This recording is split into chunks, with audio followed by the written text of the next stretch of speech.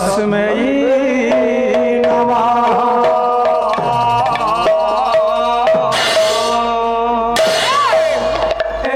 অম্বিকে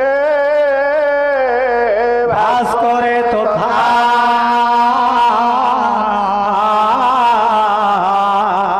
না ভিন্ন ন কর্তব্য পঞ্চদেব নমস্তুতে পঞ্চদেব নমস্তুতে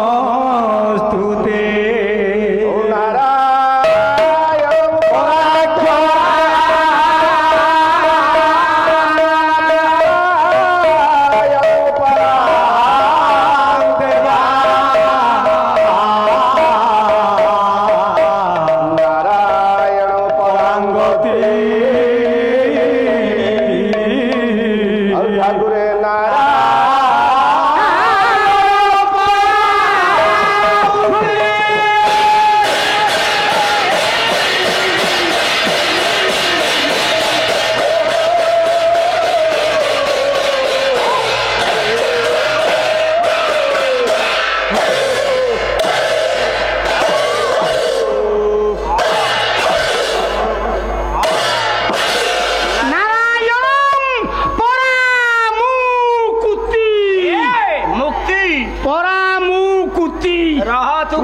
ঠাকুরে তুই একটা নম্বর কালিয়া কুতি বলে আমি জানি। ও আনন্দে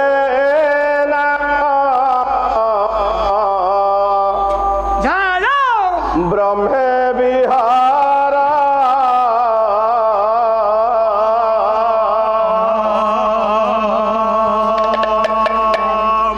এ কর্ম কামনারে কর্ম কামনারে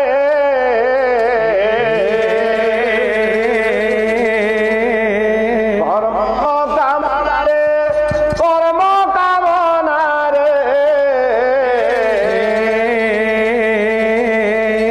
কর্ম কামনারে ভ্রমিণ আনন্দে নাম আনন্দে নাম ব্রহ্মে বিহার আনন্দে নাম আনন্দে নাম ব্রহ্মে বিহার কর্ম কামনারে কর্ম কামনারে কর্ম কামনারে কর্ম কামনারে কর্ম কামনারে ব্রহ্মীণ মর আনন্দে নাম আনন্দে নাম ব্রহ্মে বিহার যেତେବେଳେ ବ୍ରହ୍ମ ଏକ ପାଦ ଥିଲା ନଥିଲା মাত্র যেতেবেলে ব্রহ্ম এক পাদ থিলা নথিলা মাত্র ହୋଇନି ଶବଦ ନଥିଲା ଶବଦ হইনি সবাদ নথিলা সবাদ ଥିଲା ଶବଦ মহাঘোর ভয়ঙ্কর আনন্দে নাম আনন্দে নাম ବ୍ରହ୍ମେ ବିହାର ନଥିଲା ଏ ପିଣ୍ଡ ନଥିଲା ବ୍ରହ୍ମାଣ୍ଡ ନଥିଲା ସଚରାଚର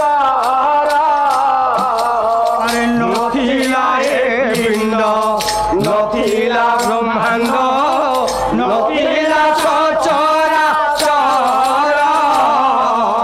ଆଉ ସିଦ୍ଧିକ୍ଷରୁ ବିଦିତେ ଗୋଚର ସିଦ୍ଧିକ୍ଷରୁ ବିଦିତେ ଗୋଚର ସିଦ୍ଧିକ୍ଷରୁ କେ କଲା ଶୂନ୍ୟ ସଂସାର আনন্দে নাম আনন্দে নাম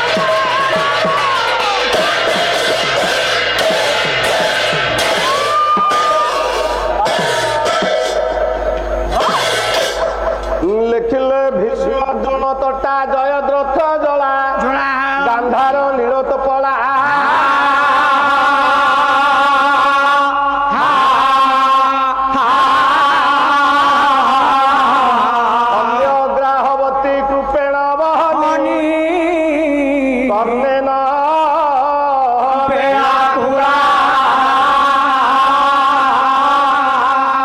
অশ্বত্থামা বিকর্ণ ঘোর মকরা দুর্যোধনা পতি সতীর্ণা খলু পাণ্ডব কৈবর্তক হয়ে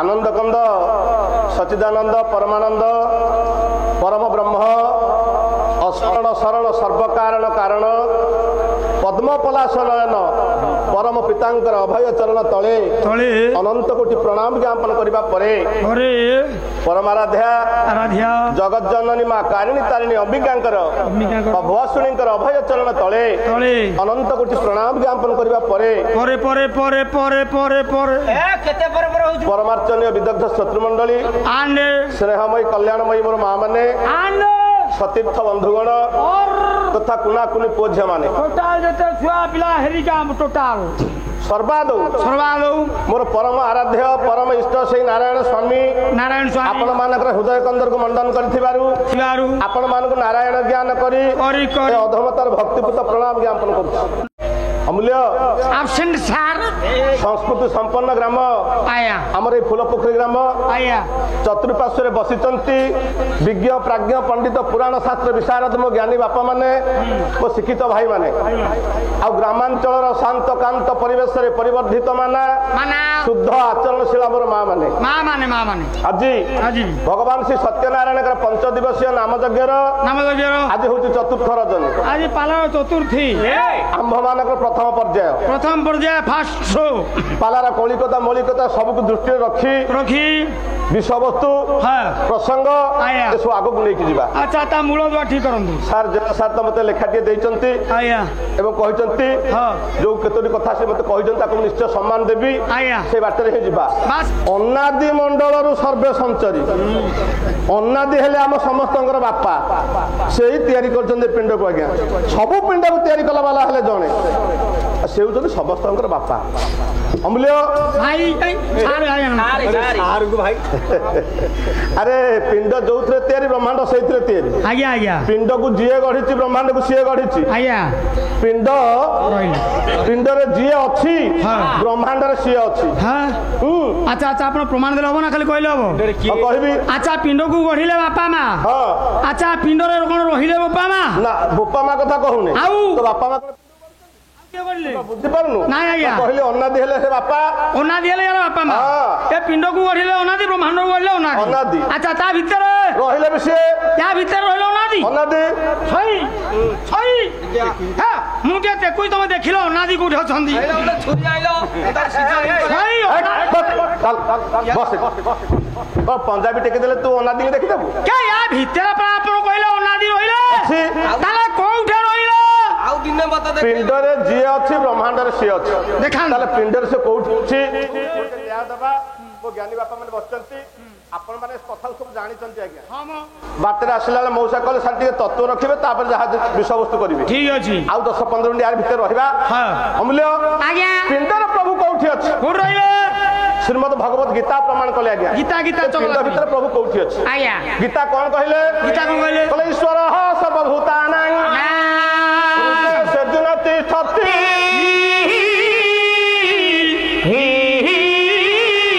ଧାମୟଂ ସର୍ବଭୂତାନି ୟେ ଯନ୍ତ୍ରରୁଢ଼ାନି ମାୟା। ଶ୍ରୀମଦ ଭଗବତ ଗୀତା ମା ଗୀତା ପ୍ରମାଣ କଲେ ଭଗବାନ ବ୍ରହ୍ମ ଏ ଦେହ ଭିତରେ କୋଉଠି ଅଛି ନା ଈଶ୍ୱର ସର୍ବଭୂତାନାଂ ହୃଦେ ସେର୍ଜୁନ ତିଷ୍ଠତି କହିଲେ ହେ ଅର୍ଜୁନ ଈଶ୍ୱର ଭଗବାନ ବ୍ରହ୍ମ ସବୁ ଭୂତର ସବୁ ପିଣ୍ଡର ହୃଦୟରେ ବିରାଜମାନ କରୁଛନ୍ତି ଆରେ ସେଇଥିପାଇଁ ଛାତିଟା ଖାଲି ଧକ ଧକ ହଉଛି ଆଉ ହୃଦୟରେ ପ୍ରଭୁ ଅଛନ୍ତି ବୋଲିକିରି କହିଦେଲେ ଶ୍ରୀମଦ ଭଗବତ ଗୀତା ସବୁ ଏଇ ଛାତିରେ ଅଛନ୍ତି ହୃଦୟରେ ଖାଲି ଗୀତା କହିନାହାନ୍ତି ଆଜ୍ଞା ଏ ନା ଆପଣ ମାନଙ୍କର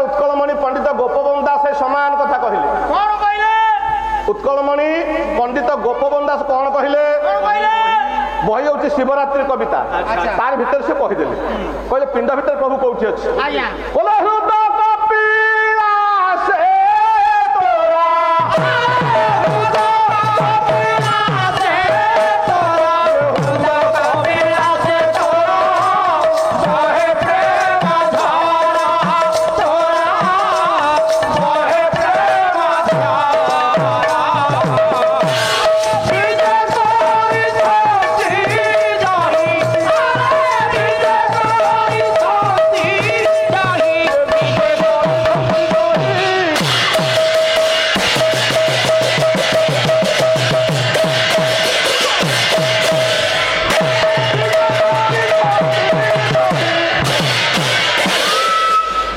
गीता कहले हृदय प्रभु अच्छी गोपबंधु दास से समान कथा कहीदे आज्ञा समान बोले हृदय कपिला से तोर बहे प्रेम धर विजय करिसंती तहि स्वयंभू शंकर शंकरपुर भगवान ए हृदय रूपक कपिलास कंदर अछंती गीता कहले गोपबंधु दास कहले आउ के कहले आज केते कवि मु आनु टिके सुविधा वृंदावन भाई केते जन कवि आनी पहुंचौछ आज्ञा आज्ञा अमूल्य गले श्रीमद भगवत गीता व्यास तापर गले गोपबंधु दास तापर आपण मानकर प्रिय कवि बाउली दास से समान कथा कहले बोले पिंडर प्रभु अच्छी जे कोठी अच्छी कहले बाउली दास बोले से तो हृदय अछंती अखंडित प्रभुमूर्ति से तो हृदय अछंती अखंडित प्रभुमूर्ति ओम से तो हृदय अछंती अखंडित प्रभुमूर्ति से तो हृदय अछंती अखंडित प्रभुमूर्ति जोगी जन करी स्तुति जोगी जन करी स्तुति आहा पंचमी दिन परापर सामना भारत ध्यान परापर सामना बालीदास से समान कथा कहदेले आज्ञा बोले से तो हृदय अछंती अखंडित ब्रह्ममूर्ति हृदय प्रभु अच्छी बोले कवि मैंने कहले देखंतु किंतु आउ जने मना कले बोले पिंडर प्रभु अच्छी किंतु हृदय नहीं किए से पुओ महिमा धर्मर श्रेष्ठ प्रचारक संत कवि भीम भई कहीदेले प्रभु पिंडरे अच्छी किंतु हृदय नहीं ना ताहले कोठी अछि कुह कहीदेले भीम भई कौन कहले बोले सुन सुन सुन मु कहि दउ जे पिंडर प्रभु कोठी अछि ए पिंडार प्रभु कोठ रहिले अरे पिंडा नुहटा देखबेनु ना पिंडो देखबेनु कौन देखेउ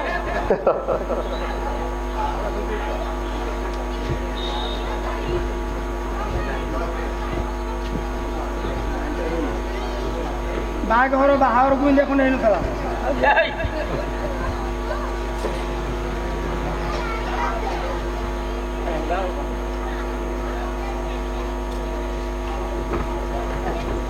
हाँ प्रभु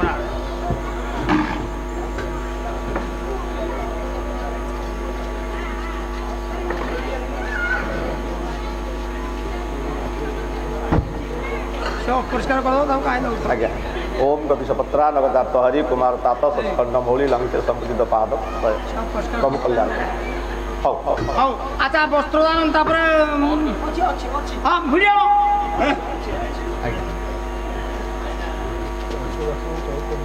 आ हो आज्ञा आज्ञा प्रभु कल्याण मु विषय गले साडू गाइबा सब अमूल्य आज्ञा भीम भाई कहले बोले पिंडर प्रभु अच्छी जे हेले हृदय नहीं ताले कोठी अच्छी कहिदे भीम भाई बोले तालुका दुआर शिखे ओटे तार बास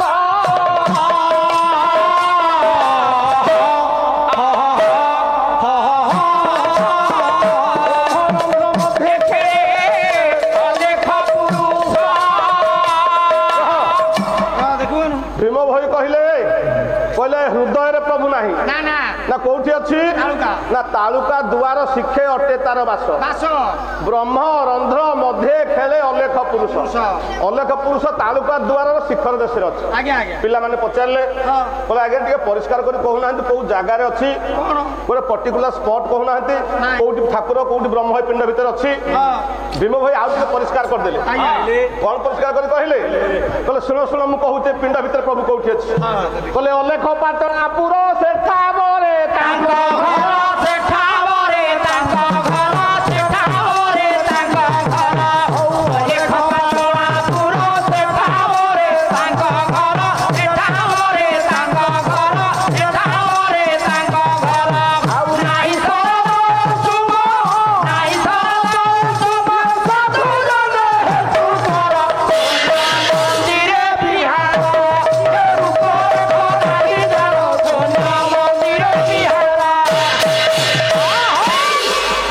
ଭୀମ ଭାଇ କହିଲେ ଟିକେ ପରିଷ୍କାର କରି କହିଦଉଛି ବ୍ରହ୍ମ ଭଗବାନ ପିଣ୍ଡ ଭିତରେ କୋଉଠି ଅଛନ୍ତି ପରିଷ୍କାର କରି କୁହନ୍ତୁ। କହିଲେ ଅଲେଖ ପାଟଣାପୁର ସେଠା ବରେ ତାଙ୍କ ଘର ନା ଆଜ୍ଞା ପିଣ୍ଡ ଭିତରେ ଗୋଟେ ଅଲେଖ ପାଟଣାପୁର ଅଛି। କହିଲେ ଜାଗାଟା କହୁନ କୋଉ ଜାଗାରେ ଅଛି। ଯାଜପୁର ପାଖରେ ଅଲେଖପୁର ଅଛି। କୋଉ ଜାଗାରେ ଅଛି ଭୀମ ଭାଇ ଆଉ ଟିକେ ପରିଷ୍କାର କରିଦେଲେ।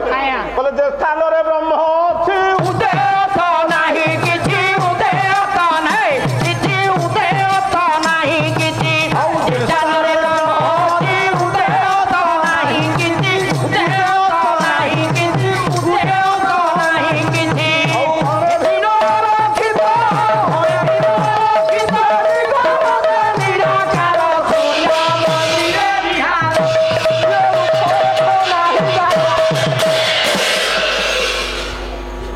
ଭୀମ ଭାଇ ଆଉ ଟିକେ ପରିଷ୍କାର କଲେ। କହିଲେ ଯେ ସ୍ଥାନରେ ବ୍ରହ୍ମ ଅଛି ଉଦୟସ୍ତ ନାହିଁ କିଛି ସୂର୍ଯ୍ୟଙ୍କର କିରଣ ସେଠିକି ଯାଇପାରୁନି ଚନ୍ଦ୍ରଙ୍କର ଜ୍ୟୋତ୍ସ୍ନା ସେଠିକି ଯାଇପାରୁନି। ଆଜ୍ଞା ଜାଗାଟା କହୁନାହାନ୍ତି କୋଉ ଜାଗାରେ ଅଛି। ଜାଗାଟା ତାଳ ଚିର କୋଇଲା ଖଣି ଭିତରେ କହିଲେ ପିଣ୍ଡରେ ବ୍ରହ୍ମ ଅଛି ହେଲେ କୋଉଠି ଅଛି ନା ଯୋଉଠିକି ସୂର୍ଯ୍ୟଙ୍କର କିରଣ ଯାଇପାରୁନି ଚନ୍ଦ୍ରଙ୍କର ଜ୍ୟୋତ୍ସ୍ନା ଯାଇପାରୁନି।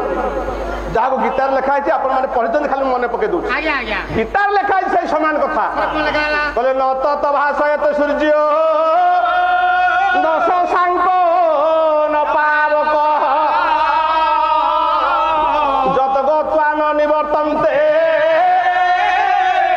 ତଥାମ ପରମ ମମ।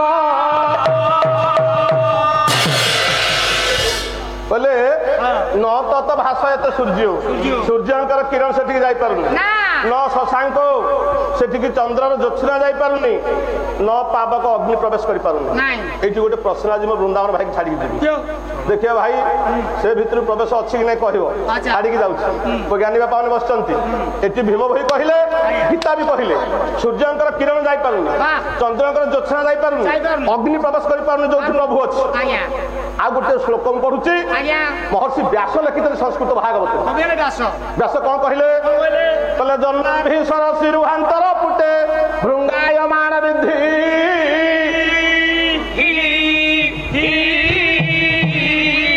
ଯଦ ବକ୍ଷ କମଳା ବିଳାସ ସଦନମ ଯଦ କ୍ଷିଣୀ ଦୁଇ ନଉ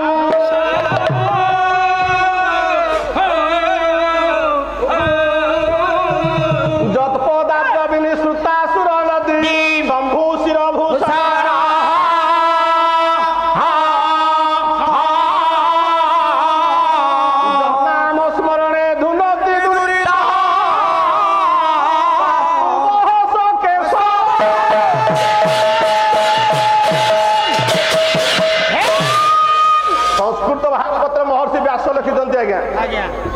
ଏଠି କହିଦେଲେ ଚନ୍ଦ୍ରଙ୍କର କିରଣ ସୂର୍ଯ୍ୟଙ୍କର କିରଣ ଯାଇପାରୁନି ବ୍ରହ୍ମ ଯୋଉଠି ଅଛନ୍ତି କିନ୍ତୁ ଏଠି କହିଲେ ସେ ବ୍ରହ୍ମ କିଏ ନା ଯଦବକ୍ଷ କମଳା ବିଳାସ ସଦନମ ଯଦକ୍ଷିଣୀ ଇନ୍ଦୁଇ ନଉ ଏ ଗୋଟିଏ ଆମର ଦରକାର ଯତ ଅକ୍ଷିଣୀ ଯଦକ୍ଷିଣୀ ଯାହାଙ୍କର ଆଖି ଦୁଇଟି କଣ ନା ଇନ୍ଦୁଇ ନଉ ଇନ୍ଦୁ ଚ ଇନ ଚ ଇନ୍ଦୁଇ ନଉ ଇନ୍ଦୁ ଚ ଇନ ଚ ଇନ୍ଦୁ କହିଲେ ଆଜ୍ଞା ଚନ୍ଦ୍ର ଇନ କହିଲେ ସୂର୍ଯ୍ୟ ଯାହାଙ୍କର ଆଖି ହେଲେ ଚନ୍ଦ୍ର ସୂର୍ଯ୍ୟ ଏ କଥା ଗୋଟିଏ ଧ୍ୟାନ ଦିଅନ୍ତୁ ଆଜ୍ଞା।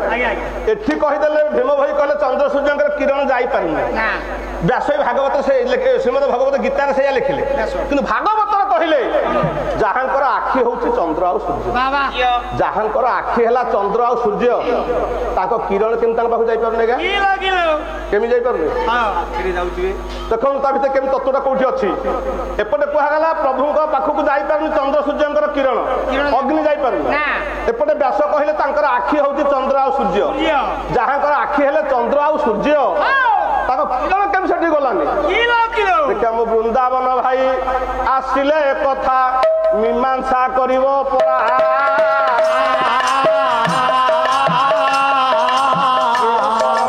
ଚନ୍ଦ୍ର ସୂର୍ଯ୍ୟ ଅଗ୍ନି ନ ପଶନ୍ତି ସେ ପସରା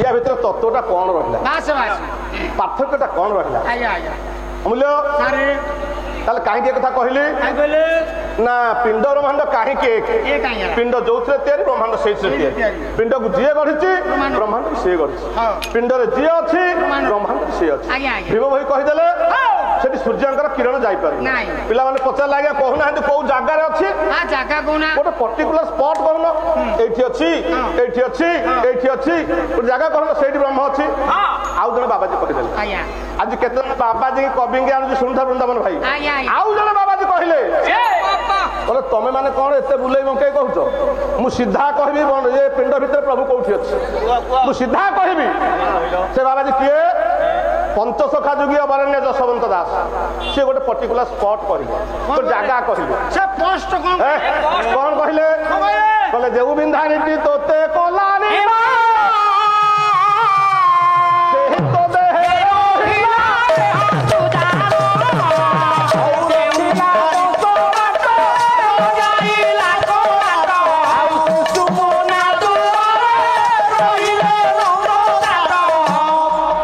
ଦରକାର ସେଠି ପଢିବା ଯଶୋବନ୍ତ ଦାସ କହିଦେଲେ କହିଲେ ଯେଉଁ ବିନ୍ଧାଣିକି ତୋତେ କଲା ନିର୍ମାଣ ସେହି ତ ଦେହେ ରହିଲା ଦେହ ତୁ ଜାଣ ରଖିଲା 10 ବାଟ ଲଗାଇଲା କବାଟ ଶିଶୁ ମୁନା ଦ୍ୱାରେ ରହିଲେ ନକଛାଟ ସେ ଗୋଟେ ଜାଗା କହିଲେ କହିଲେ ଗୋଟେ ଶିଶୁ ମୁନା ଦ୍ୱାର ବୋଲି ଦ୍ୱାର ଅଛି ସେଇଠି ପ୍ରଭୁ ଅଛି ପିଲାମାନେ ପୁଣି ପଚାରିଲେ ଆଜ୍ଞା ଶିଶୁ ମୁନା ଦ୍ୱାର କୋଉଟା ଶିଶୁଙ୍କର ମୁନ ଯୋଉଟା କଣ ଶିଶୁଙ୍କର ମୁନ କୋଉଟା ଶିଶୁଙ୍କର ମୁନ ଆପଣ ଦେଖି ନାହାନ୍ତି ନାଇଁ ଛୁଆଙ୍କୁ ସାଙ୍ଗେ ସାଙ୍ଗେ ଡାକ ତାଙ୍କ ମୁନ ଦେଖିବା କହୁନୁ ତାଙ୍କ ନାକଟା ସେଟା ତାଙ୍କ ମୁନ ଓହୋ ଶିଶୁ ମୁନା ଦ୍ୱାର କିଏ ତାକୁ ଆଉ ଜଣେ ବାବାଜୀ ପ୍ରମାଣ କଲେ ସେ ହଉଛନ୍ତି ସେଇ ପଞ୍ଚସଖା ଯୁଗୀୟ ବରେଣ୍ୟ ହାରିଦାସ କହିଦେଲେ ହାରିଦାସ କହିଲେ ଶିଶୁ ମୁନା ଦ୍ୱାର କିଏ କହିଲେ ଦୁଃଖୁ ଦୁଃଖୀ ଯାକୁ କହି ଶିଶୁ ମୁନା ଦ୍ୱାର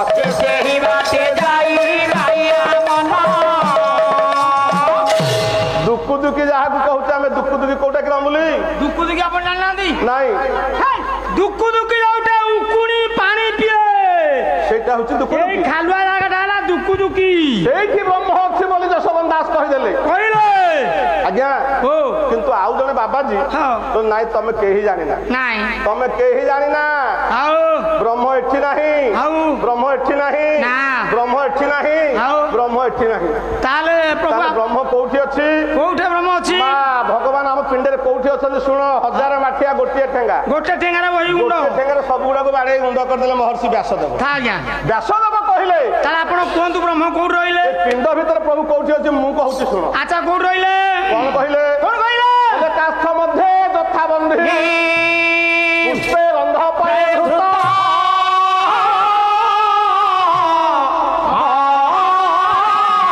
ଦେହ ମଧ୍ୟରେ ତଥା ଦେବ ବିବର୍ଜିତ ପାରିବ ନା ଅମୂଲ୍ୟ ମହର୍ଷି ବ୍ୟାସ କହିଲେ ଏ ପିଣ୍ଡରେ ପ୍ରଭୁ କୋଉଠି ଅଛନ୍ତି କୋଉଠି ଅଛନ୍ତି କେମିତି ଅଛନ୍ତି ନା କାଠ ମଧ୍ୟ ଯଥା ବହ୍ନି କାଠ ଭିତରେ ନିଆଁ ଯେମିତି ଅଛି ଆଜ୍ଞା ଦେଖନ୍ତୁ କାଠ ଭିତରେ ନିଆଁ ଅଛି କିନ୍ତୁ କୋଉଠି ଅଛି ଆମେ କହିପାରିବା ଆମେ କହିପାରିବାନି ଆଉ କିଏ କହିବ ତାକୁ ଯିଏ ଜାଣୁଛି ଆମ ମାଇପେ କହିବା ନା ସିଏ ବି କହିପାରିବେନି ନା ଛାଡ଼ନ୍ତାଲେ କାଠରେ ଆଜ୍ଞା ନିଆଁଟା ଯେମିତି ଅଛି ଯୋଉଠି ଅଛି ଦେଖନ୍ତୁ ପୁଷ୍ପେ ଗନ୍ଧ ଫୁଲରେ ବାସ୍ନା ଅଛି କିନ୍ତୁ ଫୁଲରେ ବାସ୍ନାଟା ମା କୋଉଠି ଅଛି ଆମେ କହିପାରିବା ଆମେ କହିପାରିବାନି ଆଉ କିଏ କହିବ ତାକୁ କହିବ ମାଳିଆଣି ଯେ ଫୁଲ ଗୁନ୍ଥୁଛି କହିପାରିବନି ଫୁଲରେ ବାସ୍ନା ଯେମିତି ଅଛି ଯୋଉଠି ଅଛି ଆଜ୍ଞା ଆଉ କଏ ଘୃତ ଭୂତ କ୍ଷୀରରେ ଘିଅ ଅଛି ମା ହଁ କିନ୍ତୁ କ୍ଷୀରରେ ଘିଅଟା କୋଉ ଜାଗାରେ ଅଛି ହଁ ଆମେ କହିପାରିବା ଆମେ କହିପାରିବାନି ଆଉ ତାକୁ କହିବେ ତମରି ଗୌରୁଣୀ ଦେଖିବେନି ରହ ତାକୁ କେହି କହିପାରିବେ ନାହିଁ ଆଉ କ୍ଷୀରରେ ଘିଅ ଯେମିତି ଅଛି ଯୋଉଠି ଅଛି ହଁ ଫୁଲରେ ବାସ୍ନା ଯେମିତି ଅଛି ହଁ। ଯୋଉଠି ଅଛି ବାସ ବାସ ଆଉ କାଠରେ ଅଗ୍ନି ହଁ। ଯେମିତି ଅଛି ଯୋଉଠି ଯୋଉଠି ଅଛି ଏ ପିଣ୍ଡ ଭିତରେ ମୋ ପ୍ରଭୁ ସେମିତି ଅଛି ସେଇଠି ଅଛି ରହ। ତାକୁ କେମିତି ପାଇବା କେମିତି ପାଇବା କେମିତି ପାଇବା ପଢୁଛି ଆଉ ଗୋଟେ ପଦ ଅଚ୍ୟୁତାନନ୍ଦ ମହାପୁରୁଷ କହିଦେଲେ କଣ କହିଲେ କହିଲେ ମନରେ ପଶ ପଶ କୋଉଠି ପଶିବା ମାଡ଼ ଖାଇବା ଆଉ କୋଉଠି ପଶିବା କହିଲେ ମନରେ ପଶ ପଶ ପଶ ନିଶବ୍ଦ ପୁରୀ ମନରେ ପଶ ପଶ ପଶ ନିଶବ୍ଦ ପୁରୀ ମନରେ ପଶ ପଶ ହଉ ଚନ୍ଦ୍ର ସୂର୍ଯ୍ୟ ଦୁଇ ଚନ୍ଦ୍ର ସୂର୍ଯ୍ୟ ଦୁଇ ଚନ୍ଦ୍ର ସୂର୍ଯ୍ୟ ଦୁଇ ଚନ୍ଦ୍ର ସୂର୍ଯ୍ୟ ଦୁଇ ଚନ୍ଦ୍ର ସୂର୍ଯ୍ୟ ଦୁଇ ଚଢି ଦୁଆରି ମନରେ ପଶ ପଶ ପଶ ନିଶବ୍ଦ ପୁରୀ ମନରେ ପଶ ପଶ ଏଇ ନିଶବ୍ଦ ପୁରୀ ମଧ୍ୟରେ ବ୍ରହ୍ମ ଅଛନ୍ତି ଆଚ୍ଛା ଆଚ୍ଛା ଆଚ୍ଛା ତାଙ୍କୁ କେମିତି ପାଇବା କେମିତି ପାଇବା ତାଙ୍କୁ ପାଇବାର ଅନେକ ମାର୍ଗ ଥିଲେ ମଧ୍ୟ ହଁ ଗୋଟିଏ ସୂତ୍ର କହିଦେଲେ ଆଜ୍ଞା। ଭୀମ ଭୋଇ ଆଜ୍ଞା ଆଜ୍ଞା ସନ୍ଥ କହି ଭୀମ ଭୋଇ ମହାତ୍ମା ଭୀମ ଭୋଇ କହିଲେ କଣ କହିଲେ କେମିତି ପାଇବ କେମିତି ପାଇବା କହିଲେ ଦନ୍ତ ସ୍ଥନ ହଲିବ ଶିର କଣ୍ଠ ନ ଫିଟିବ ଶିର କଣ୍ଠ ନ ଫିଟିବ ଶିର କଣ୍ଠ ନ ଫିଟିବ ଦନ୍ତ ସ୍ଥନ ହଲିବ ଶିର କଣ୍ଠ ନ ଫିଟିବ ଶିର କଣ୍ଠ ନ ଫିଟିବ ଶିର କଣ୍ଠ ନ ଫିଟିବ ମନ୍ତ୍ର ନାହିଁ ଦହି ମନ୍ତ୍ର ନାହିଁ ଦହି ଦେଖିବ ବ୍ରହ୍ମ ସ୍ୱରୂପ ଅପନା ମନ୍ଦିର କୋଟି ମାତ ଅନା ମନ୍ଦନ କଥା ପ୍ରଭୁଙ୍କୁ ପାଇବା ପାଇଁ ହେଲେ ଆଜ୍ଞା ଅନେକ ମାର୍ଗ ଥିଲା ବେଳେ ଅନେକ ସୂତ୍ର ଥିଲା ବେଳେ ହଁ। ତାର ସବୁଠାରୁ ବଡ ସୂତ୍ର କଣ କଣ ଆଜ୍ଞା ଦନ୍ତ ଓଷ୍ଠ ନ ହଲିବ ଶିର କଣ୍ଠ ନ ଫିଟିବ ନ ଫିଟିବ ଧ୍ୟାନ ଧ୍ୟାନ ଧାନ ଧାନ ପ୍ରାଣାୟାମ ସୂତ୍ର ହଁ ପ୍ରାଣାୟାମ ସୂତ୍ରକୁ ଯିଏ ଧରିଛି ଆଜ୍ଞା ସେ ଦୀର୍ଘଜୀବୀ ହେଇଛି ଜ୍ଞାନୀ ହେଇଛି ଜ୍ଞାନର ଅଧିକାରୀ ହେଇଛି ଆଜ୍ଞା ଆଜ୍ଞା ଅମୂଲ୍ୟ ସାରେ ପ୍ରାଣାୟାମ ସୂତ୍ର କଣ କିରେ ପ୍ରାଣାୟାମ ମୁଁ ଜାଣିନି ବାପା ଜାଣିନୁ ପାଲା ଇଆଡେ ନମ୍ବି ଯାଉଛି ବହି କେତେବେଳେ ହବ ହଁ ବହି କରିବା ଏ ବହି ତଥାପି ପୁରା ପ୍ରାଣାୟାମ ସୂତ୍ର କଣ 6:45 ନା ପ୍ରାଣ ଯୁକ୍ତ ଆୟାମ ସମାନ ଆଜ୍ଞା ପ୍ରାଣାୟାମ ପ୍ରାଣାୟାମ ହଁ ଆରେ କଣ ଏତେ ସମୟ ହେଲାଣି କେତେ ହେଲାଣି ଆଜ୍ଞା 8:45 ହେଇଛି 8:45 ହଁ, ହଁ। ହେ ବୁଢାର ବ୍ୟାଟେରୀ ନାହିଁ ଆଉ ବସ୍। ଆଚ୍ଛା ଆଜ୍ଞା ପ୍ରାଣାୟାମ ସୂତ୍ର କରିବାକୁ ପଡିବ ପ୍ରାଣାୟାମ ସୂତ୍ରଟା କଣ ପ୍ରାଣ ଯୁକ୍ତ ଆୟାମ ସମାନ ପ୍ରାଣାୟାମ ପ୍ରାଣ କହିଲେ ଆଜ୍ଞା ପବନ ଆୟାମ କହିଲେ ଆୟତ୍ତ କରିବା ପବନଟାକୁ ପିଣ୍ଡ ଭିତରେ ଆୟତ୍ତ କରିବା ସୂତ୍ରଟା ହଉଛି ପ୍ରାଣାୟାମ ସୂତ୍ର ଅମୂଲ୍ୟ ଆଜ୍ଞା। ଏ ପିଣ୍ଡ ଭିତରେ ପବନକୁ ଯେ ଆୟତ୍ତ କରି ରଖିପାରିବ ହଁ ସିଏ ଦୀର୍ଘଜୀବୀ ହେବ ବ୍ରହ୍ମ ଦର୍ଶନ କରିବ ହଁ ପବନକୁ ଆୟତ୍ତ କରିପାରିବନି ପବନକୁ ଆୟତ୍ତ କରିହବ ଆଜ୍ଞା କରିବୁ ହଁ କେମିତି ତାକୁ ଗୋଟେ ଟ୍ୟୁବ ଆଣିବି ତା ଭିତରେ ପବନକୁ ଖୁନ୍ଦି ଖୁନ୍ଦି ପୁରେଇବି ସେଇଠୁ ସେ ଆୟତ୍ତ ହେଇକି ରହିଲା ନା ନା ପିଣ୍ଡ ଭିତରେ ଏ ପିଣ୍ଡାରେ? ଯାହାକୁ ବାଇଆ ବାବା ବାଇଆ ଭିତରେ କହିଦେଲେ କହିଲେ ପବନକୁ ହାତ ମୁଠାରେ ଧନ ଧରିବୁ ଯେବେ ଧନ ଧରିବୁ ଯେବେ ଧନ ଧରିବୁ ଯେବେ ଅମାବାସ୍ୟା ରାତି ପୂର୍ଣ୍ଣିମା ଚନ୍ଦ୍ର ଦେଖିବୁ ସବେ ଦେଖିବେନି ପବନକୁ ଯଦି ଆମେ ପବନକୁ ଏପଟ ସେପଟ କରିବାର ସୂତ୍ର ଜାଣିବା ଆମେ ଦୀର୍ଘଜୀବୀ ହେବା ପବନକୁ ୟା ଭିତରେ ଅମୂଲ୍ୟ ଶୁଣୁ ଶୁଣୁ ଶୁଣୁ ଆଜ୍ଞା ଆଜ୍ଞା এই পবন সূত্র প্রাণায়াম সূত্রটা হ্যাঁ। যোগী ঋষি মানে জানিଥିଲେ ବୋଲି ହଁ দীর্ঘজীবী হয়েছিল অমর হয়েছিল ঠিক ତ ବାବାଜୀ ରାମଦେବ ପେଟକୁ ଘିରି ଘିରି ବୁଲେଇ ଦଉଛନ୍ତି ହଁ ଯୋଗଗୁରୁ ରାମଦେବ ଜି କୁହନ୍ତୁ ହଁ ରବିଶଙ୍କର ଜି କୁହନ୍ତୁ ଅମୂଲ୍ୟ ବାବୁ ଆମକୁ এই ପ୍ରାଣାୟାମ ସୂତ୍ର ଶିକ୍ଷା ଦେଲେ ହଁ ଅମୂଲ୍ୟ ଆଜ୍ଞା କେତେବେଳେ ମରିବୁ ନିଜେ ତୁ ଜାଣିପାରିବୁ ମରିବି କେତେବେଳେ ହଁ। ବାପା କେତେବେଳେ ମରିବି ଟିକେ କହିଲ ଆମେ ନିଜେ କେତେବେଳେ ନିଜର ମରଣ ହବ ଆମେ କହିପାରିବା ଆଜ୍ଞା ହେ, ସାର୍। ତାର ଗୋଟେ ସୂତ୍ର ଅଛି ସାରେ ହଁ କେତେବେଳେ ମୁଁ ମରିବି ଆପଣ ଟିକେ କହିଲେ ଦେଖିଆ ତୁ ତ ନିଜେ ଜାଣିବୁ ମୁଁ କଣ କହିବି ମୁଁ ଜାଣିବି ହଁ। ତା ସୂତ୍ରଟା ବର୍ତ୍ତମାନ ତାହେଲେ କେମିତି ଠାକୁର ଅଭିରାମ ପରମହଂସ କହିଲେ କଣ କହିବେ বলে 7 দিন চন্দ্র ঘরে বায়ু রহিথিব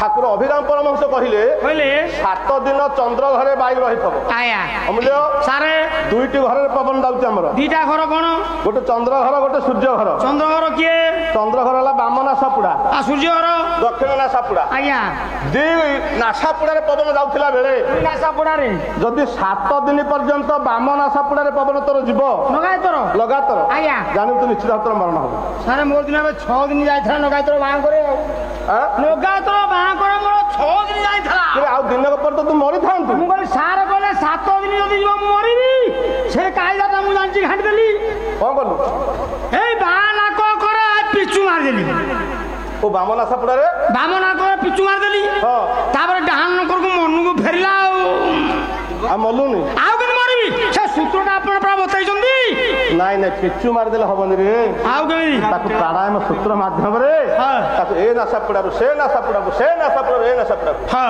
ଚନ୍ଦ୍ର ଘରୁ ସୂର୍ଯ୍ୟ ଘରକୁ ସୂର୍ଯ୍ୟ ଘରୁ ଚନ୍ଦ୍ର ଘରକୁ ନେଇ ଜାଣିଲେ ସେ ଜାଣିବ ଆଚ୍ଛା ଆଚ୍ଛା ହେଲା ଆଜ୍ଞା ତେଣୁ ଅଦ୍ୟ ଏ ପବିତ୍ର ଆସରରେ ପଚାମର ଦେ সেই মহিমা অলেখ ব্রহ্ম ভগবান কেশব ରୁଣ୍ଡୀଭୂତ ଆବାଳ ବୁଦ୍ଧ ବନିତାଙ୍କର ପଡ଼ୋଶୀ ପଡ଼ୋଶୀ ଗ୍ରାମରୁ ଆସିଥିବା ସମସ୍ତ ସାଧୁ ସଜ୍ଜନମାନଙ୍କର କବି ସାହିତ୍ୟିକ ପଣ୍ଡିତ ବନ୍ଧୁମାନଙ୍କର ତଥା ଏ ଗ୍ରାମର ଅନୁଷ୍ଠାନର ସମସ୍ତ କର୍ମକର୍ତ୍ତାମାନଙ୍କର ତଥା ବିଶ୍ୱର କଲ୍ୟାଣ କରନ୍ତୁ ବୋଲ ପ୍ରେମାନ ଦେଖ ବାର ହରିବ ବୋଲେ ଝଙ୍କାଳିଆ ତରୁ ତଳେ ରତି ରଙ୍କାଳିଆ এ পুଅ ଇଏ ଝଙ୍କାଳିଆ ତରୁ ତଳେ বাবা ଇଏ ରତି ରଙ୍କାଳିଆ ସଖୀ ମାର কাকু ସଖୀ ମାର এ মো বলটি পাউনি ସଖୀ ମାର ନା ସେ ନୂଆ ଘନ କାଳିଆ সখী মারো না সে ନୂଆ ଘନ କାଳିଆ সখী মারো না সে ନୂଆ ଘନ কাড়িয়া ଇଏ ଝଙ୍କାଳିଆ ତରୁ ତଳେ ରତି ରଙ୍କାଳିଆ কাড়িয়া তরু ঝঙ্কাଳିଆ ତରୁ ତଳେ ରତି ରଙ୍କାଳିଆ কাড়িয়া তরু তরে রতি রঙ্কালিয়া সখী ମାର ନା ସେ নুয়া ঘন কালিয়া সখী মারো না সে নুয়া ঘন কালিয়া ଚିତ୍ତେ ଶୁଣୁଥିଲେ ମୋ ପଣ୍ଡିତ ପ୍ରବର সখী মারো না সে ଯାହା ଯାହା ନ୍ୟାୟ ଶାସ୍ତ୍ର ହୁଏ କାରବାର সখী মারো না সে ଧନ୍ୟ ନାରାୟଣ ଧନ୍ୟ ତୁମରି ଚରଣ সখী মারো না সে ଚରଣ ରେଣୁ ପାଇଁ ଜନ୍ମ ବୋକାର সখী মারো না সে ଚରଣ କଲା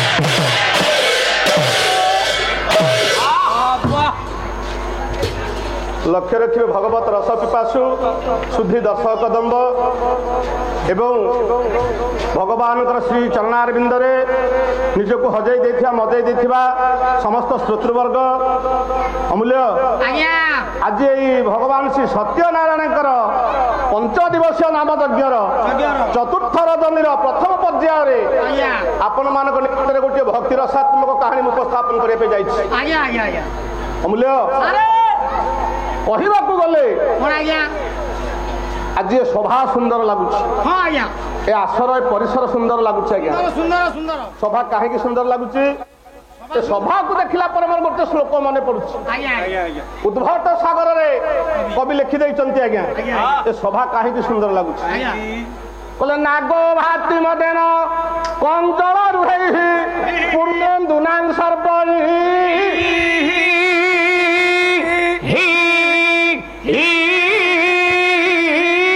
ଔଷିଳେ ନ ପ୍ରମୋଦା ଜବେ ନ ତୁରଙ୍ଗ ନିଶ୍ଚୟ ଶୈବେର ମନ୍ଦିର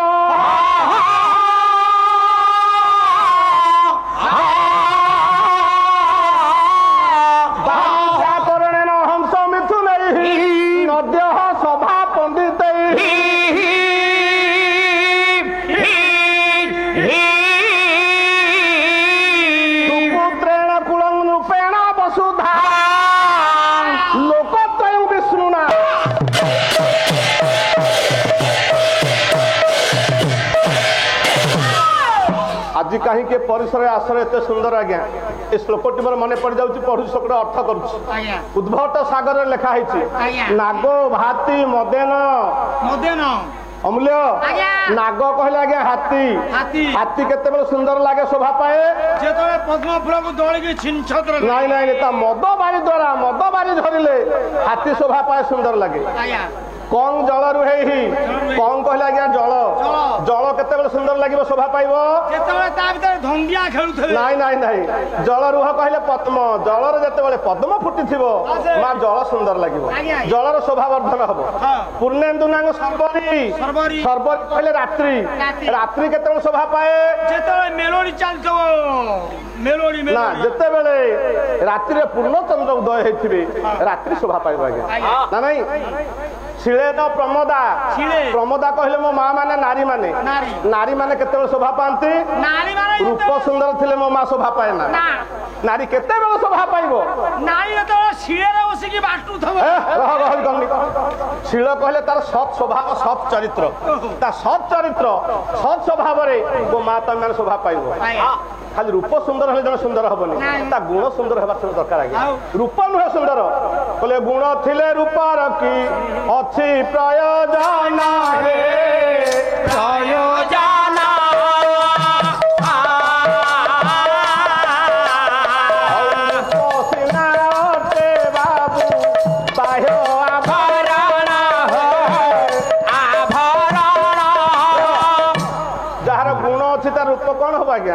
ଗୁଣ ଦ୍ୱାରା ମଣିଷ ଶୋଭା ପାଇବ ନା। ଶିଳେ ନ ପ୍ରମୋଦା ମୋ ମା ମାନେ ସଚ୍ଚରିତ୍ର ଯୋଉ ଶୋଭା ପାଇବେ। ଘୋଡା ଶୋଭା ପାଇବ କେମିତି? ତା ଦ୍ରୁତ ଗତି ଯୋଗୁ। ଆଉ ଅଧିକ ଅର୍ଥ କରୁନି। ଏ ସଭାଟା କେତେବେଳେ ଶୋଭା ପାଏ? ସଭା ପଣ୍ଡିତେଇ। ଯେତେବେଳେ ପଣ୍ଡିତ ମାନେ ସଭାରେ ବସିଥାନ୍ତି, ଜ୍ଞାନୀ ଗୁଣୀ ବାପା ମାନେ ବନ୍ଧୁ ମାନେ ବସିଥାନ୍ତି, ସେତିକି ବେଳେ ସଭାଟି ସୁନ୍ଦର ଲାଗେ ନା ନାଇଁ? ତେଣୁ ଆଜି ଏ ଆସର ଏ ପରିସର କାହିଁକି ସୁନ୍ଦର ଲାଗୁଛି? ଆଉ ମତେ ବହୁତ ଆଶ୍ଚର୍ଯ୍ୟ ଲାଗୁଛି।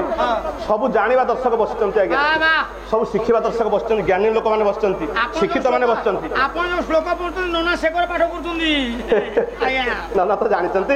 ତେବେ କହିବାର କଥା ଆଗ ବେଳରେ ଦର୍ଶକ ମାନେ ଅଳ୍ପ ଜ୍ଞାନୀ ଥିଲେ ଆଜ୍ଞା, ଗାୟକ ପ୍ରବଚକ ଟିକେ ଜ୍ଞାନୀ ଥିଲେ। ଏବେ ସବୁ ଓଲଟା ହେଇଯାଇଛି।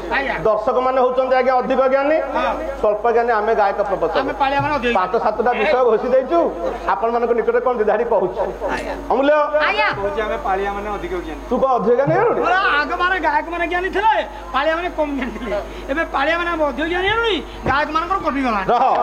ତେବେ ଆଜି ଆପଣ ମାନଙ୍କୁ ମୁଁ ନେଇକି ଯାଉଛି ଗୋଟେ ନିର୍ଦ୍ଦିଷ୍ଟ ସ୍ଥାନକୁ।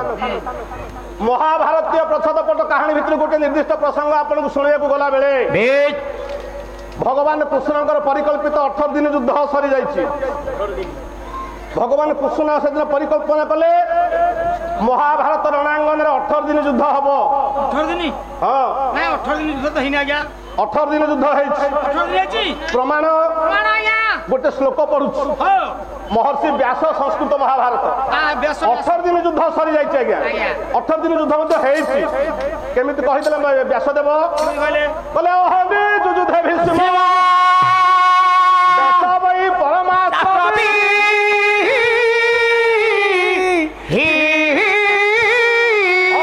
ପଞ୍ଚଦ୍ରୋଣ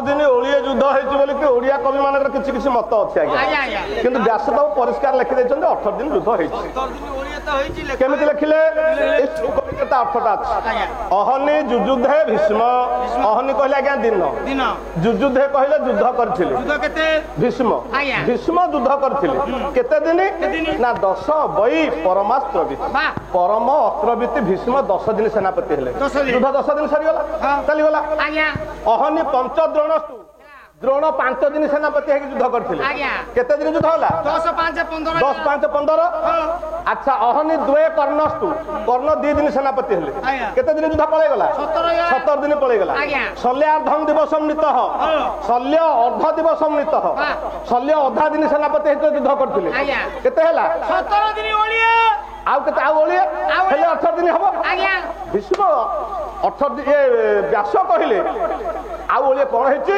ନା ଅତଃପର ଗଦା ଯୁଦ୍ଧ ଏହା ପରେ ଭୀମ ଦୁର୍ଯ୍ୟୋଧନ ଭିତରେ ଗଦା ଯୁଦ୍ଧ ଆଉ ଓଳିଏ ହେଇଛି ଯୁଦ୍ଧ କେତେ ଦିନ ହେଲା 18 ଦିନ ଯୁଦ୍ଧ 18 ଦିନ ଯୁଦ୍ଧ ସରି ଯାଇଛି କୁରୁକ୍ଷେତ୍ର ରଣାଙ୍ଗନର ଦକ୍ଷିଣ ପଶ୍ଚିମ କୋଣରେ ପଡିଛନ୍ତି ଆର୍ଯ୍ୟାବର୍ତ୍ତର ଶ୍ରେଷ୍ଠ ଧନୁର୍ଦ୍ଧର ଦେବବ୍ରତ ସତ୍ୟବ୍ରତ ପିତାମହ ଭୀଷ୍ମ ଆଜି ଗୋଟିଏ ପୁଅ କଥା କହିମା ଜଗତରେ ଆମେ ଅନେକ ପୁଅ ଜନ୍ମ ହେଇଛେ ଅନେକ ପୁଅ ଜନ୍ମ ହେଇଛେ କିନ୍ତୁ ଆଜି ଗୋଟିଏ ପୁଅ କଥା ମୁଁ କହିବି ଆପଣ ଆଶ୍ଚର୍ଯ୍ୟ ହେବେ ସୃଷ୍ଟିରେ ଏମିତି ପୁଅ ଜନ୍ମ ହେଇନାହାନ୍ତି ଜନ୍ମ ହେଇପାରିବେ ନାହିଁ ଅମୂଲ୍ୟ ସତ୍ୟ ଯୁଗରେ ଗୋଟେ ଉତ୍ତମ ପୁଅ ଜନ୍ମ ହେଇଥିଲା ଆଜ୍ଞା ସଅକ୍ଷରରେ ତା ନାଁ ହଉଛି ସତ୍ୟବାନ ସେଭଳି ପୁଅ ଆଉ ଜନ୍ମ ହେବେ କଣ ନ କରିଛନ୍ତି ବାପା ମାଙ୍କୁ କେତେ ତୀର୍ଥ ବୁଲେଇଛି ବାପା ମାଙ୍କୁ ବୋହିଛି ଜଙ୍ଗଲ ମଧ୍ୟରେ ବାପା ମାଙ୍କ ସେବା କରିଛି ସତ୍ୟବାନ ତ୍ରେତୟା ଯୁଗରେ ଗୋଟିଏ ପୁଅ ସଅକ୍ଷରରେ ତା ନାଁ ହଉଛି ଶ୍ରବଣ କୁମାର ଆପଣ ମାନେ ଶୁଣିଛନ୍ତି ସେ କାହାଣୀ କହିବା ଦରକାର ନାହିଁ ଆଜ୍ଞା ମା ଜଗତରେ ଯେତେ ପୁଅ ଅଛନ୍ତି ଶ୍ରବଣ କୁମାର ଭଳିଆ ପୁଅ କି ଜନ୍ମ ହେବେ କାନ୍ଧରେ ବୋହିଲେ ବାପା ମାଙ୍କୁ 64 ତୀର୍ଥ ବୁଲେଇଲେ ଓ ବାପାଙ୍କ ମାଙ୍କ ମନରେ କଷ୍ଟ ହବ ବୋଲି କୌଣସି ସେବାରେ ଟିକେ ବି ତ୍ରୁଟି କରିନାହାନ୍ତି କେମିତିକା ପୁଅ ସେ ତ୍ରେତୟା ଯୁଗର କଥା ଦ୍ୱାପର ଯୁଗରେ ଗୋଟିଏ ପୁଅ ଯୋଗ୍ୟ ପୁଅ ଉତ୍ତମ ପୁଅ ସେ ହଉଛି ସତ୍ୟବ୍ରତ ଯାହାର ତାର ପରବର୍ତ୍ତୀ ନାମ ହେଇଥିଲା ଭୀଷ୍ମ ପୂର୍ବବର୍ତ୍ତୀ ନାମ ଥିଲା ଦେବବ୍ରତ ସେ ହେଲେ ଭୀଷ୍ମ ବାପାଙ୍କ ପାଇଁ ସେ କଣ ନ କରିଛନ୍ତି ଆଜ୍ଞା ସେ କାହାଣୀ ମୁଁ ଆପଣ ମାନଙ୍କ ନିକଟରେ କହିବି ଆଉ କଳି ଯୁଗରେ ଗୋଟା ସଅକ୍ଷର ପୁଅ ଜନ୍ମ ଅଛି ସେ ସୁର ରାଉତରାୟ ତାଙ୍କରି ପାଖ ଅଞ୍ଚଳରେ ସେମିତି କହନ୍ତି କଳି ଯୁଗରେ ଗୋଟେ ଉତ୍ତମ ପୁଅ କଥା କହିବି ଆଜ୍ଞା ସେ କିଏ ମୁଁ ପ୍ରସଙ୍ଗ ଟିକେ ଆଗକୁ ନେଇ ଯାଉଛି ତାପରେ ସେ ତାରି କଥା କହିବି ଦେବବ୍ରତ ଭୀଷ୍ମଙ୍କ କଥା କହିବି ଅମୂଲ୍ୟ ସେଦିନ କୁରୁକ୍ଷେତ୍ର ରଣାଙ୍ଗନ ଦକ୍ଷିଣ ପଶ୍ଚିମ କୋଣରେ ପଡିଛନ୍ତି ଆର୍ଯ୍ୟାବର୍ତ୍ତର ଶ୍ରେଷ୍ଠ ଧନୁର୍ଦ୍ଧର ପଡିଥିଲା ବେଳେ ଆତ୍ମ ଅନୁଶୀଳନ କରୁଛନ୍ତି ଏ ପବିତ୍ରମୟ କୁରୁବଂଶ ଆମର ବୁଡିଗଲା କାହିଁକି ଭଗବାନଙ୍କର ପରିକଳ୍ପିତ 18 ଦିନ ଯୁଦ୍ଧ ସରିଯାଇଛି ସମସ୍ତେ ତ ମରି ଯାଇଛନ୍ତି ଜଣେ ବଞ୍ଚିଛନ୍ତି ସେ ପଡିଛନ୍ତି କୁରୁକ୍ଷେତ୍ର ରଣାଙ୍ଗନର ଦକ୍ଷିଣ ପଶ୍ଚିମ କୋଣରେ ଅର୍ଜୁନ 84ଟା ସର 84 ସର ଉପରେ ଶୋଇଛନ୍ତି ସେଦିନ ଦେବବ୍ରତ ସତ୍ୟବ୍ରତ ପିତାମହ ଭୀଷ୍ମ ଗୋଟେ କଥା ମନକୁ ଆସୁଛି ଆଜ୍ଞା କଣ ଭୀଷ୍ମ କାହିଁକି 84 ସରରେ ଶୋଇଲେ କାହିଁକି 83 ସର ଶୋଇଥିଲେ ହେଇନଥାନ୍ତା କି ଅର୍ଜୁନ ଯଦି 85 ସର ମାରିବ ଭୀଷ୍ମଙ୍କର କିଛି ହବନି 83 82 ସର ମାଇଲେ କିଛି ହବନି। ତାହେଲେ 84ର ମହାତ୍ମ୍ୟ କଣ? 84 ସର ମାରିଲେ ଆଜି ଦେବବ୍ରତ ଭୀଷ୍ମ ଆଜ୍ଞା ସର ସଜ୍ଜା କରିବେ। ଆଚ୍ଛା ଆଚ୍ଛା ତାର କାରଣ କଣ ହେଇପାରେ? ମାର ଅଭିଶାପ। ହଁ ମା ଗଙ୍ଗା ଦେଇଥିଲେ ଅଭିଶାପ। ଆଜ୍ଞା ଗଙ୍ଗା ଗଙ୍ଗା ଆମେ ସମସ୍ତେ କହେ ମା ଗାଳି ହଉଛି ଦାଣ୍ଡ ଧୂଳି। ଦାଣ୍ଡର ଧୂଳି ନାଇଁ ଆଜ୍ଞା ଆଉ ମା ଗାଳି ଦାଣ୍ଡ ଧୂଳି ନୁହେଁ। ତାହେଲେ ମା ଗାଳି ଦେଇଛି, ହଁ ମା ଅଭିଶାପ ଦେଇଛି, ପଡି ଯୁଗେ ଯୁଗେ ପିଲାଙ୍କ ଉପରେ ପଡିଛି। ପଡିଛି ତାର ପ୍ରମାଣ ସେଦିନ ଗଙ୍ଗା ଦେଇଥିଲେ ଅଭିଶାପ ଭୀଷ୍ମକୁ। ଆଜ୍ଞା କେତେବେଳେ ଦେଲେ? କେତେବେଳେ ଦେଲେ? ନା ଯେତେବେଳେ ଦେବବ୍ରତ ଭୀଷ୍ମ ଭୀଷ୍ମ କିଶୋର ଅବସ୍ଥାରେ ହଁ ଗଙ୍ଗା ନଦୀ କୂଳେ କୂଳେ ଗୁରୁ ପରଶୁରାମଙ୍କ ପଛେ ପଛେ ଚାଲିଥାନ୍ତି। ବାସ୍ ବାସ୍ ପୁରାଣ କଥା, ଆଜ୍ଞା। ତା ଭିତରେ ଶିକ୍ଷା, ଆଜ୍ଞା। ତା ଭିତରେ ଦର୍ଶନ ସବୁ ରଖିକି ଯିବି। ଠିକ ଠିକ କହିଲେ ଅମୂଲ୍ୟ ସାରେ। ଦେବବ୍ରତ କିଶୋର ଅବସ୍ଥାରେ ହଁ ଗୁରୁ ପରଶୁରାମଙ୍କ ପଛେ ପଛେ ଆଜ୍ଞା ଗଙ୍ଗା ନଦୀ କୂଳେ କୂଳେ ଚାଲିଛନ୍ତି। ବାସ୍ ବାସ୍ ବାସ୍ ବାସ୍ ଚାଲିଥିଲା ବେଳେ ଚାଲିଥିଲା ବେଳେ ସେଦିନ ଗୁରୁ ପରଶୁରାମ ହଁ ଯୁଦ୍ଧ ବିଦ୍ୟାର ଅନେକ କୌଶଳ ଶିକ୍ଷା ଦଉଛନ୍ତି। ଆଜ୍ଞା ଆଜ୍ଞା ଆଜ୍ଞା ଆଗରେ ଗୁରୁ ପଛରେ ଶିଷ୍ୟ, ହଁ। ସେ ଅନେକ ଶିକ୍ଷା ଦଉଛନ୍ତି ଆଚ୍ଛା ଯୁଦ୍ଧର କୌଶଳ। ଆଜ୍ଞା କଳ କଲ୍ଲୋଳିନୀ ହେଇକି ମା ଗଙ୍ଗା ବହି ଯାଉଛନ୍ତି। ବାସେ ବାସେ ମା ଗଙ୍ଗାଙ୍କର ଏଇ କଳ କଲ୍ଲୋଳିନୀ ନାଦରେ ନାଦରେ ଗୁରୁଙ୍କର କଥା ଆଜି ଶିଷ୍ୟଙ୍କର କର୍ଣ୍ଣ ପଟହରେ ବାଜିଲା ନାହିଁ। ନା ନା ଦେବବ୍ରତ ଶୁଣି ପାରିଲେନି ଗୁରୁଙ୍କର କଥା, ନା। କାହିଁକି ନା ଗଙ୍ଗା ବହି ଯାଉଛନ୍ତି କଳ କଲ୍ଲୋଳିନୀ। କଳ କଳ ନାଦରେ କଲେ କଣ ସେଦିନ ଦେବବ୍ରତ କଣ କଲେ? କଲେ ଏତେ ବୋଲି ନବୀର ଧିରା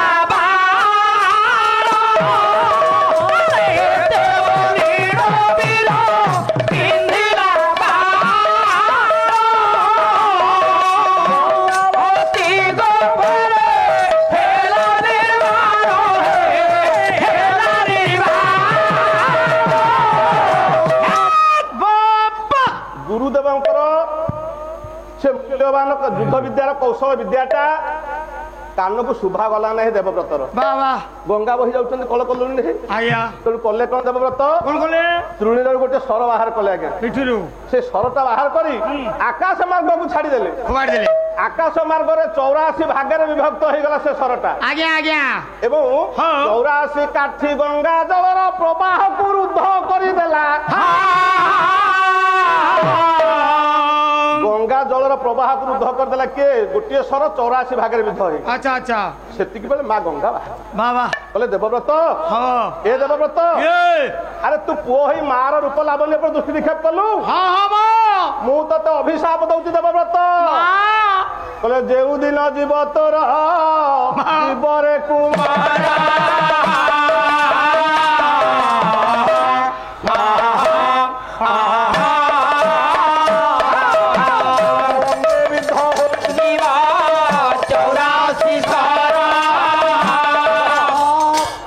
ତୋ ଦେହରେ ଯୋଉଦିନ 84 ସର ବାଜିବ ତୋର ସେଇଦିନ ମହାପ୍ରାଣ ହବ।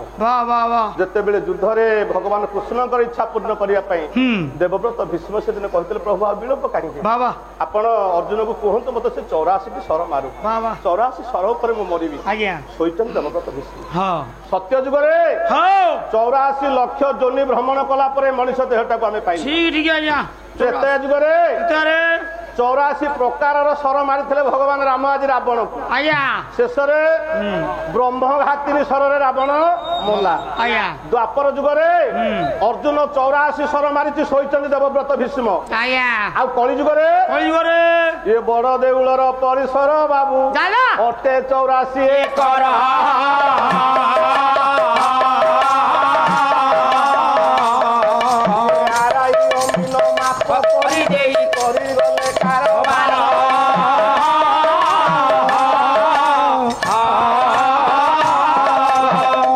କଥା ଆଗକୁ ନେଇକି ଯିବା।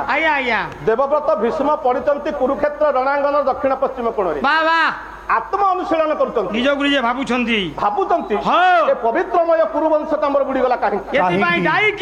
କୁରୁବଂଶ ବୁଡି ଯିବା ପାଇଁ ଦାୟୀ କିଏ? କହିଲେ କୁରୁବଂଶ ବୁଡି ଯିବା ପାଇଁ 7 ଜଣ ନାରୀ ଦାୟୀ। 7 ଜଣ ନାରୀ ଦାୟୀ। ସେ 7 ନାରୀ ବିଧବା ନା ସଧବା? ବିଧବା ବିଧବା।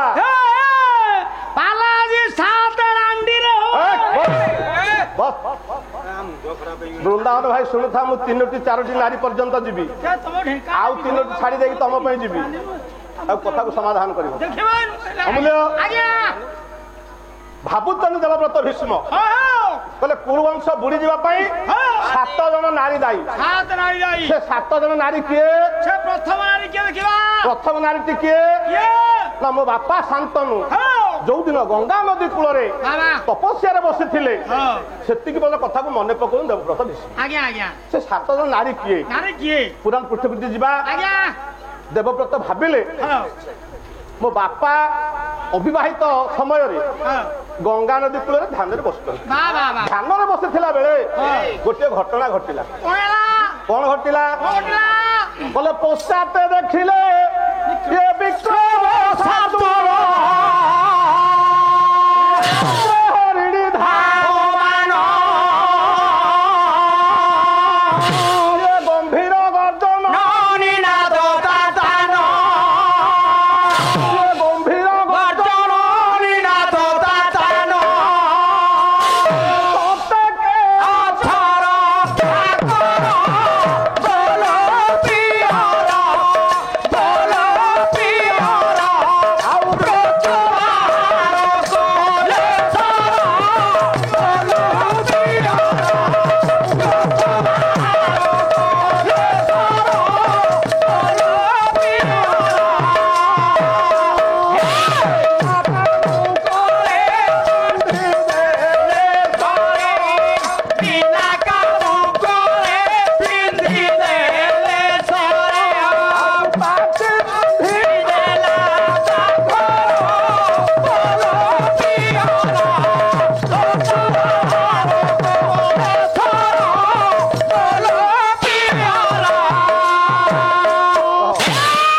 ପାଲା ଆସ୍ତେ ଆସ୍ତେ ହିଟ୍ ଯାଉଛି ରେ ଦେଖିବାନୁ ଦେବବ୍ରତ ଭୀଷ୍ମ ଭାବୁଛନ୍ତି କୁରୁବଂଶ ବୁଡି ଯିବା ପାଇଁ ଯୋଉ 7 ଜଣ ନାରୀ ଦାୟୀ ହଁ। ସେ ପ୍ରଥମ ନାରୀ କଥାରେ ଭାବୁଛନ୍ତି ନମ୍ବର 1 କହିଲେ ମୋ ବାପା ସେଦିନ ଧ୍ୟାନରେ ବସିଛନ୍ତି ଗଙ୍ଗା ନଦୀ କୂଳରେ ଆଜ୍ଞା ଦେଖିଲେ ଗୋଟିଏ ବାଘ ଗୋଟିଏ ହରିଣୀକି ଗୋଡେଇଛି ଆଚ୍ଛା ଆଚ୍ଛା ଆଚ୍ଛା ଆଚ୍ଛା ବାଘ ଯେତେବେଳେ ହରିଣୀକି ଗୋଡେଇଛି ହଁ ବାଘ ଗର୍ଜନ କରୁଛି ହରିଣୀ ଚିତ୍କାର କରୁଛି ଚିତ୍କାର କରୁଥିଲା ବେଳେ ହଁ କଲେ କଣ ସେଦିନ ଶାନ୍ତନୁ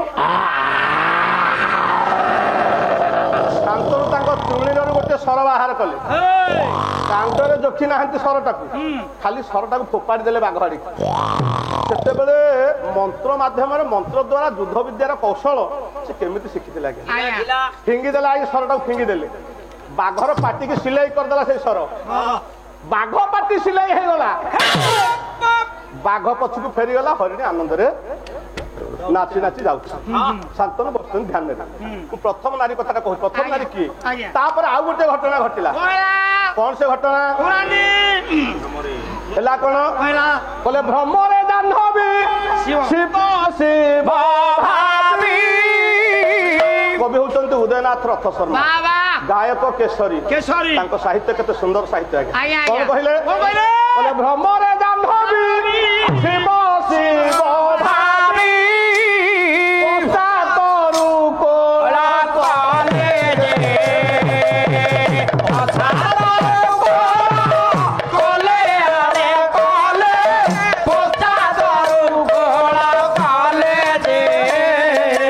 ହଉ କିଏ ଲୋ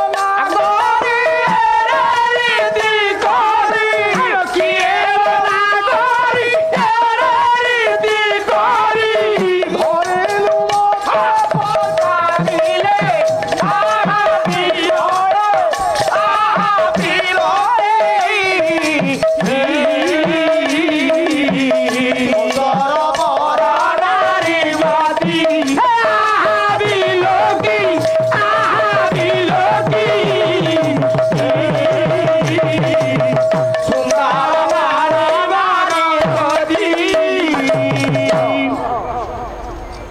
ରାଜା ଶାନ୍ତନୁ ଧ୍ୟାନରେ ବସିଛନ୍ତି ଗଙ୍ଗା କୂଳରେ ବସିଥିଲା ବେଳେ ମା ଗଙ୍ଗା ବାହାରିଲେ